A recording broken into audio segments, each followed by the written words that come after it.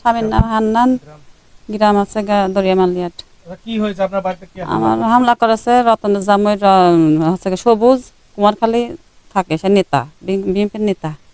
এসে লোকজন নিয়ে এসে আমার জমির ব্যাপারে এসে সোনারা মেলার না লোকজন টাকা দিয়ে ভাড়া করে নিয়ে এসে আমার লুটপাট করে 30,000 লগতে নেছে, চুরি নেছে, দুল এক জোড়া নেছে, আর যা লুটপাট করে ভাঙচুর করে চলে গেছে।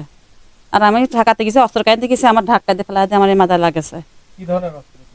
বেকি ছিল, হাসিয়ে ছিল, মেলা রকমের অস্ত্র ছিল, দিয়ে এসব কাটাকুটি করেছে। আমি পা যা ধরতেছে, হা যা ধরতেছে, বাবারে সোনারে তোরা কাটিয়ে না কাটিয়ে না। তারপরে ওরা এটা করে চলে গেল। অনেক রকমের চাষি সই যান আপনার দেবো দেবো দেবো না, হারিপাত দেবো না, হারিপাত দেবো না, সই যান। আমার ঢাকায় দেখলা দিল, 20-25 জন লোক এসে এটা কইল। আমি বলতেছি রতনের জামাই সবুজ, ওকে হ্যাঁ ছেলে বেজন ছিল, ও পাশের দ্বারা থেকে এটা করাচ্ছে।